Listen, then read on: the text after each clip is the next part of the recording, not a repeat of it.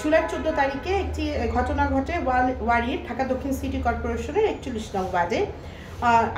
সেখানে একটি বাড়িতে একটি মেয়েকে রেখে রুমের ভিতরে বাড়ির কেচি কেটে 41 নং ওয়ার্ডের সাবেক কমিশনার তালা মেরে দেন। 6 ঘন্টা মেয়েটি এখানে অবরুদ্ধ থাকে।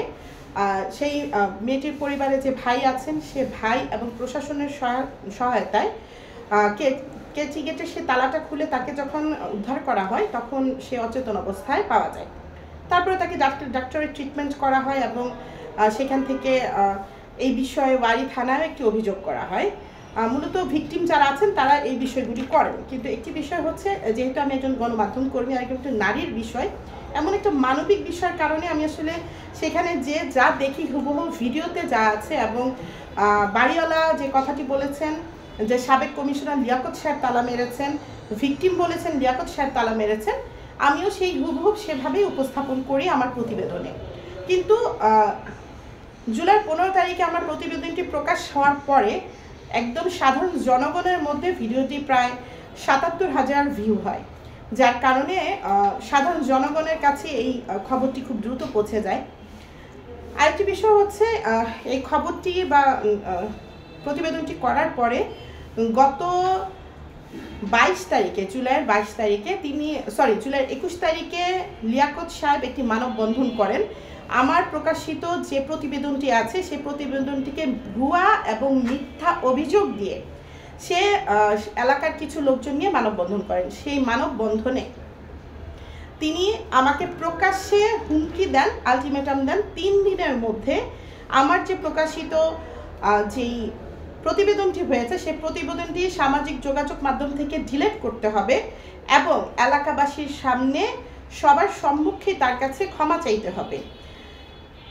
এক কথায় তিনি আমাকে হুমকি দিয়েছেন যদি এটা করা না হয় তিনি আইসিটি মামলা করবেন বা অনেক কিছু। এছাড়া আমার যে প্রতিবেদনটি করা হয়েছে এই প্রতিবেদনটি হচ্ছে সাবেক কাউন্সিলর লিয়াকত আলী এক নারীকে 6 ঘন্টা বাড়ির ভেতর আটকে রাখে পুলিশ ও গণমাধ্যম কর্মীদের সহায়তায় ওই নারীকে উদ্ধার করা হয়।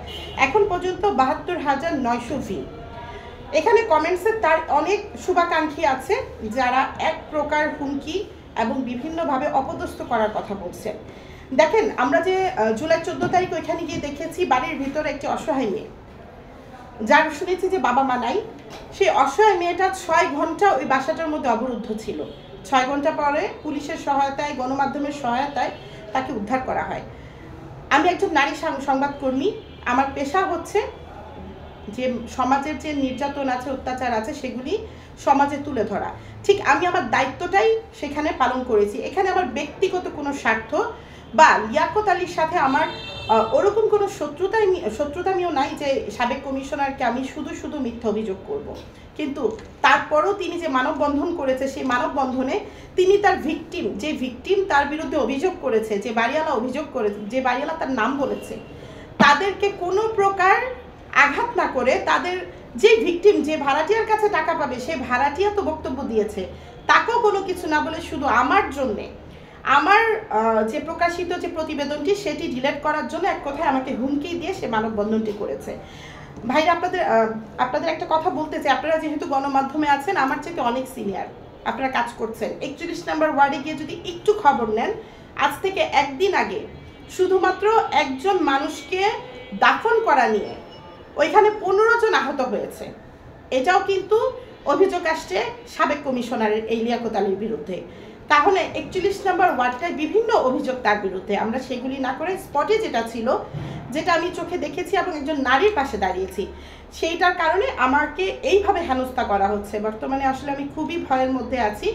আর আরেকটা বিষয়, সে আমাকে বলেছে মামলা করবে, মিথ্যা মামলার হুমকি দিয়েছে। আর আমি তার মিথ্যা মামলাকে ভয় না পেয়ে তার যে এই কুরুচিপূর্ণ কথাবার্তা একজন নারী সাংবাদিককে উল্লেখ করে ছোট করে তিনি যে ক্ষমা চাইতে বলেছেন সেই বিষয়ে নিন্দা জানিয়ে আজকে আমি এই সংবাদ সম্মেলন করেছি। এবং আমি আপনাদের মাধ্যমে দেশের প্রত্যেকটি সেক্টরের কাছে একটি বিষয় আবেদন জানাবো, শুধু একজন নারী না, সে যদি সংবাদকর্মী হোক, অসহায় নারী হোক বা আপনার পরিবারের একজন মেয়ে হোক, তাকে কেউ যেন কোনোভাবেই হেনস্থা করতে না পারে।